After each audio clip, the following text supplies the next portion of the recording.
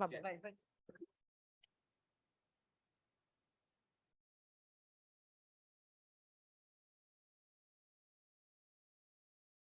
Everyone ready?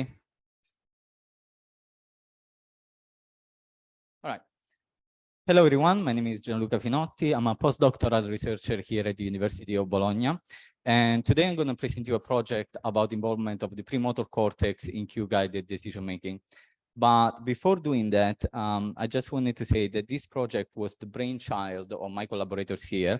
And they're the ones who came up with this idea. Then they secured the funds for this. They even did the data collection. And once the data collection was finished, I was like, okay, now I can join. This looks like a cool project. So here you have a visual representation of me jumping on the bandwagon.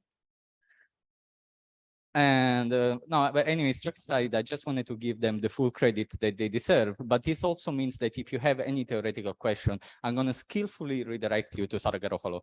So, all right. Without further ado, I'm going to start talking about this particular experiment. And my role in this project was to work on particularly on the EEG data that I'm going to show you. But I'm not going to talk a lot about the theoretical background because it has already been explained way better than I could ever do by Professor Di Pellegrino and Sara Garofalo. But just to get back to the example that Sara was making, and yes, you're going to see this example a lot of times. Let's say that you are very hungry and you have this machine in front of you that has two unlabeled buttons, but you have learned through prior experience that if you press one of the buttons, you're going to get a burger.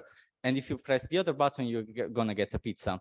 Now, the trouble is that you like them equally, you want them equally, so you don't know what to do. And if you're anything like me, you're probably going to be like, you could spend 1 hour being undecided on which one to get. To be fair, I would always go with pizza. I mean, I'm like, sorry, but yeah, anyways, for the sake of the experiment, let's say that you don't know which one to get. But that's when you see a sign. And this is a sign that you have previously learned to associate with burgers. So all of a sudden you tell yourself, you know what, I think I could fancy myself a burger tonight. So you press your button, you get your burger, and you are very happy with yourself and with life, right? So here, to bring it back to more scientific terms, what is happening is that you have an interplay between two mechanisms. On one side, you have an instrumental learning, and on the other side, a Pavlovian learning. And the question is, how did these two interact? How does do the Pavlovian cue exert their influence on our daily choices? And if you've been paying any attention so far, you already know what the hypothesis is that a central role is played by the motor cortex. So I'm not gonna tell you a lot about the theory because it has already been laid out for you. Instead, I'm gonna try to explain you the task that we used. And in particular, we used the Pavlovian to instrumental transfer task. So this is a task that involves 3 phases. First, a Pavlovian learning phase, then an instrumental learning phase, and then a transfer phase in which we test whether the Pavlovian cues exert an influence on our choices. And just to put a little pin in this, while the participants were doing this task, we were recording the electrical activity of the brain via EEG. And what we expect to find is that the premotor cortex is already active and involved in the decision-making when the participants are being guided by the cues. And we are expecting to see this in particular with something with the beta synchronization, which we know is a marker of motor preparation. But more on this later. This might be a bit confusing now. But first I want to explain you a little bit better the task that we used. So like I said, we have 3 phases in this task. The first is the Pavlovian learning. Then we have an instrumental learning. And then we have the Pavlovian to instrumental transfer phase. The Pavlovian learning phase is very simple. In this phase, participants just learn that if they see a color, that a particular color is associated with a particular reward. So this is how it works. Here we have a beautiful participant looking at a computer screen, and on the screen, you have a slot machine. And participants see a color appearing on the upper panel of the slot machine, And then they see a reward appearing on the screen. I'm just going to play it again for you. You see, after a few trials, they learn that every time they see the yellow color in this case, they are winning crisps. And we have 3 different types of cues, 3 colors, that are associated with 3 rewards. So in this case, as you can see, yellow means they're winning crisps, blue, they're winning biscuits, and so on. And then we have a 4th cue, the red color, and participants learn that each time they see the red color, they are not winning anything in that trial. So it's associated to no reward. Then we have the instrumental phase. In this phase, participants learn an association between a particular action and an outcome, a reward. Once again, this is how it works. You see the participants see the slot machine on the screen. Then they see keys appearing, and they have to make an action, either press the left key or the right key. I'm going to play it again. In this case, the participant presses the left key and they are winning crisps. If they press the right key, they are winning biscuits. So they learn again that with each action, they get a different reward. Finally, we have the transfer phase. This is particularly important because this is the one that we are going to focus our analysis on, and it's a little bit more tricky. In this case, we are telling participants basically that they have to do the same thing that they were doing in the instrumental phase, but there's a catch. We tell them that the screen of the slot machine is broken. They cannot see what they're winning. Instead, what they see is that, again, the cue, the color is appearing on the upper panel, and then they see the buttons appearing. They have to press a button, but again, they are not seeing what they are winning. Now, I want to show you also this schematized, because this is, again, the part that we're going to focus our analysis on is, in particular, these 3 seconds that we're interested in. It's what happens between the appearance of the cue, the yellow color, and the appearance of the keys, when participants are likely evaluating what to do. And this is also very important for our analysis. This is how we kind of combine the different conditions for the EG analysis. So we have what we call the action condition and no action and the CS minus. And the action condition comprises the conditions where participants were seeing the yellow color, so the first cue and the second cue. Why? Because as you can see here, the yellow color in the first phase was associated with winning crisps. In the second phase, crisps were associated, like pressing the left key was associated to winning crisps. So indirectly, we are kind of associating the yellow color with the pressing the left key. And we are associating the pressing the blue color, seeing the yellow color with the pressing the right key in a way. So this is our action condition. Whereas there's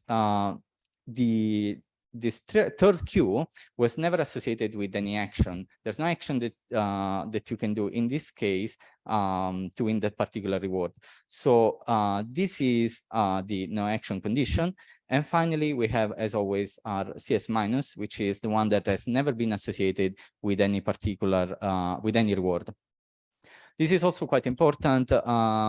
We are interested in the activity of the premotor cortex, and in particular, we want to see the activity of the contralateral premotor cortex. So when participants were responding with the left hand, we were looking at the right hemisphere, and when participants were responding with the right hand, we were looking at the premotor electrode of the left hemisphere. But we also looked at the ipsilateral electrodes to double check that this any effect was lateralized. Now, finally, we can start looking at some results. And there's 2 main questions that we want to answer here. The first one is, do participants follow the cues? And the second is, does this effect depend on the activation of the motor cortex?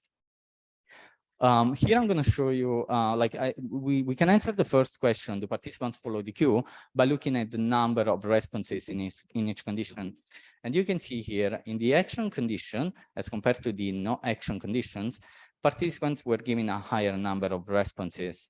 This is also confirmed by estimation statistics.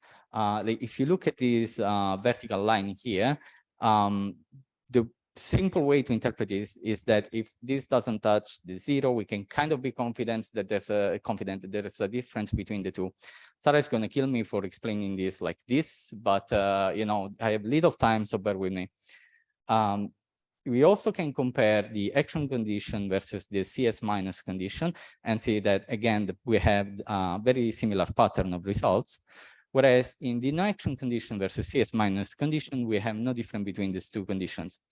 What this is telling us is that participants were indeed being guided by the queue because they were given more responses. They were kind of like more motivated to go towards the direction that was congruent with the queue that they were seeing.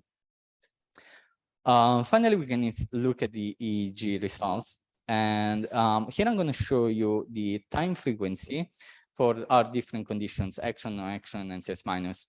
And if you recall, I told you that we were particularly interested in those 3 seconds between the appearance of the cue and the appearance of the key, which are signaled by these 2 vertical lines. And here you can see the different frequencies on the y-axis. In particular, with this white box, I have highlighted the beta frequency.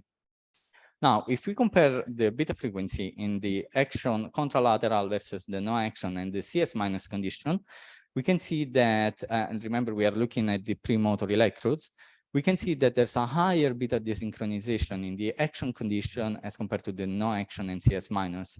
There's still quite some desynchronization in the no action and well as in the CS minus condition.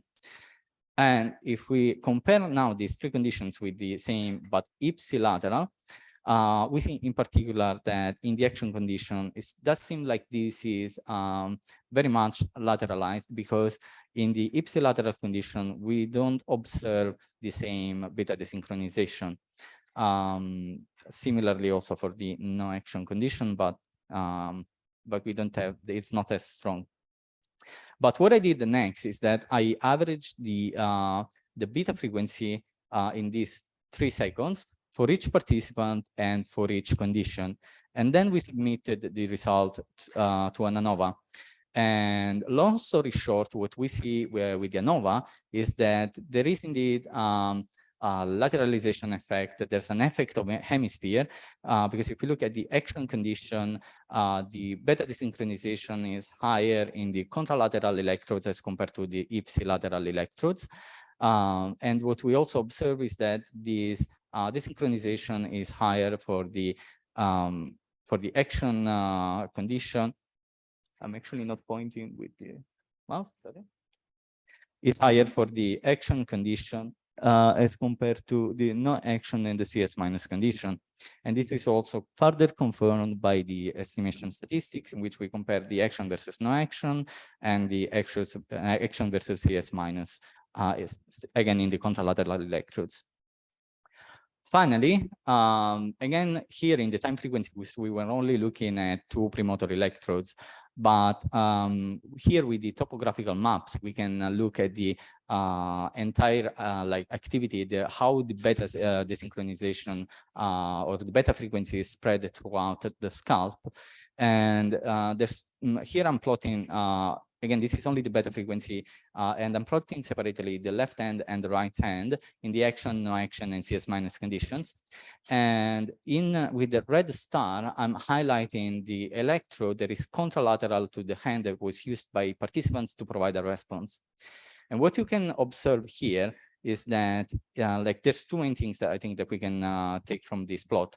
The first one is that this seems to confirm that there is a contralateralization of the beta desynchronization. So you can see here that the beta desynchronization for the left hand is higher in the right hemisphere as compared to the left. And when they were using the right hand, it was higher in the left hemisphere as compared to the right.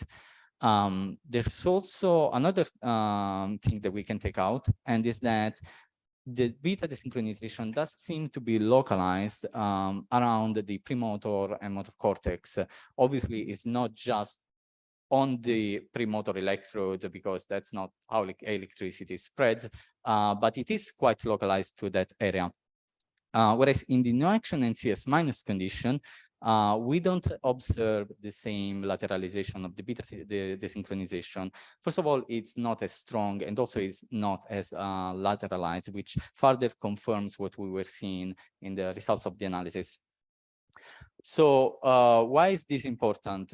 Once again, this has already been explained before me, but just to go back to the initial example, this means that these Pavlovian cues, they don't just like, the way they push us towards a certain outcome or a certain reward is, it seems that motor cortex, the premotor cortex, is actively involved in this process. It's actually actively pushing us in towards a certain direction.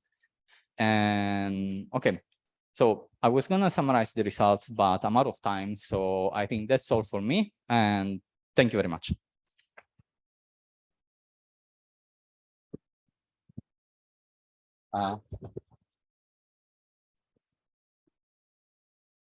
Questions for Sarah?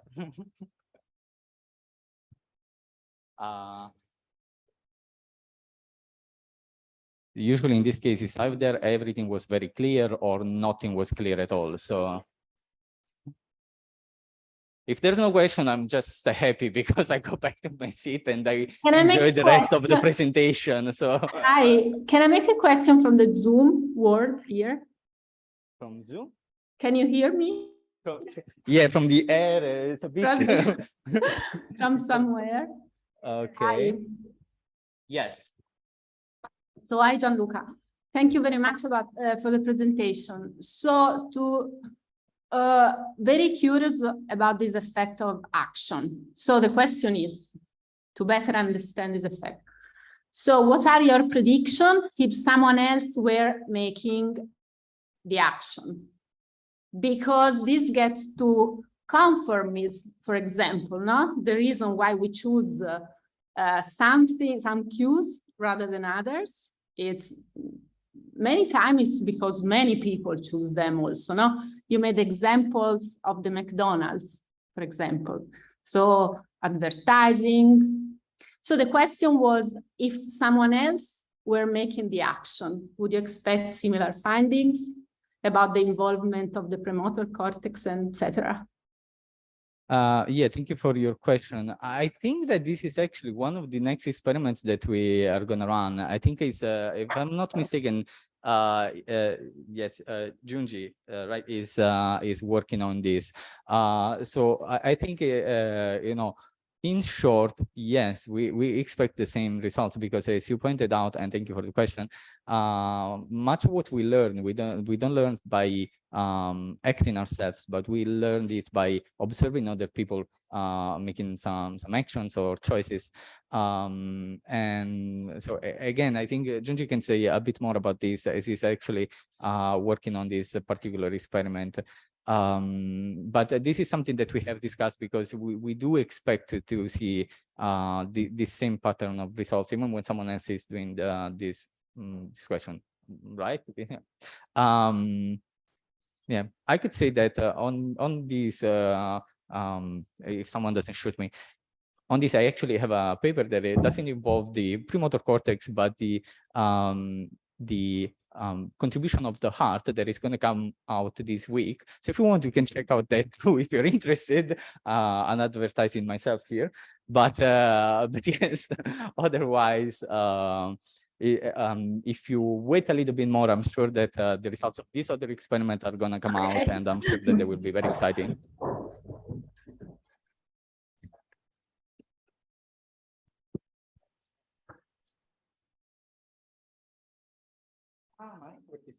Okay, I think that's all from me. And any other questions? Anche perché faceva un numero, perché sono due microfoni a tutti vicini. Okay, I think I'm gonna. Thank you, Gianluca. So